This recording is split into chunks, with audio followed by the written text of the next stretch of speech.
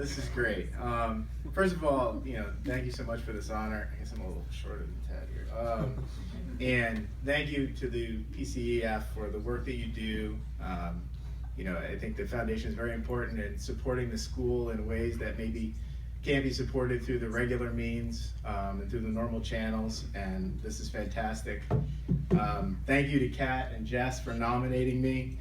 To be nominated by two students such as that for an award such as this, it really means something. They were wonderful students and are wonderful people. Honestly, I don't like to talk about myself that much. I'm gladdened that I've done a good enough job as a teacher to be nominated for and to receive an award such as this. And if that's true, I haven't gotten here alone. And I would like to talk to you briefly about someone who had everything to do with my development as a teacher, and I think if he were still alive, would be here instead of me.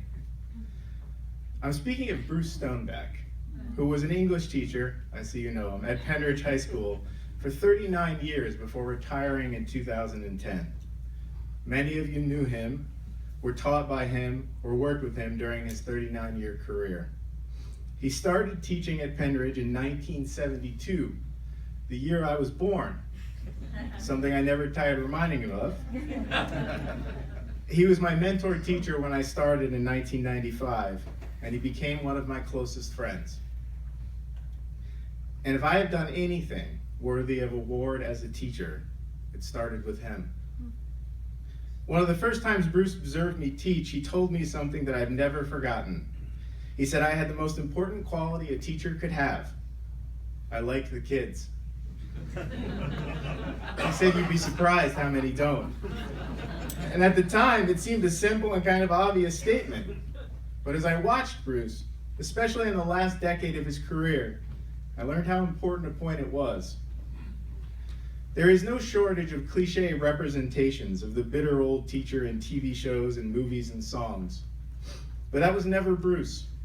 Even after he'd been teaching for longer than most of his colleagues had been alive, and had long ago become cynical about the vicissitudes and machinations of the public school system, he never got bitter about the kids. He never tired of their company, and he never failed to laugh at and revel in their shenanigans and their tomfoolery. Bruce taught me you could be an old teacher, and you could be a cynical teacher, but you didn't have to be a bitter, old, cynical teacher. I think particularly in high school, a lot of people go into teaching because they are interested in the material, the content of what they teach, and that is important.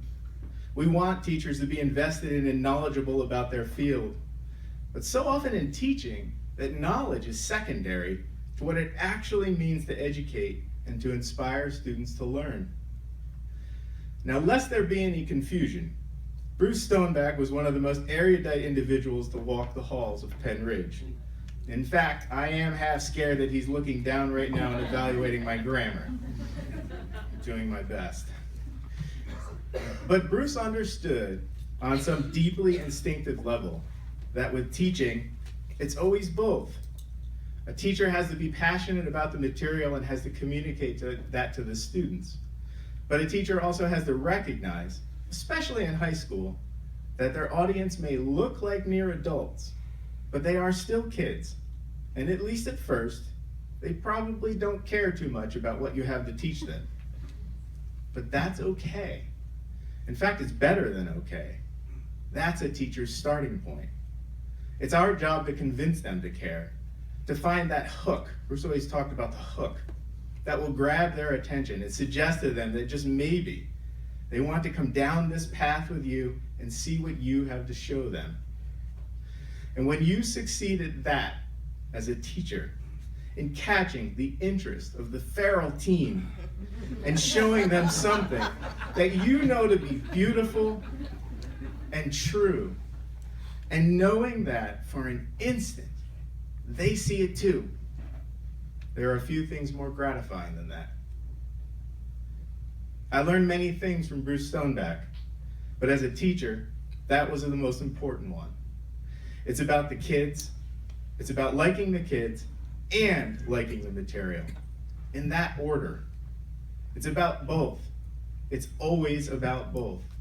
And without both, a teacher is always missing something. Receiving this accolade tonight suggests to me that maybe I learned that lesson, and that I may even have learned it well. That maybe what I am doing in the classroom, if it can inspire young people as extraordinary as Kat and Jess, is on the right track. And that gives me hope, because I am 20 years into my teaching career, and if I'm honest, I can't think of any other job I want to do. Bruce's wife, Diane, is here tonight, and I'm glad she is, because I want to go on record right now that I hope to make it to 40 years. Bruce made it to 39, I need to get the record.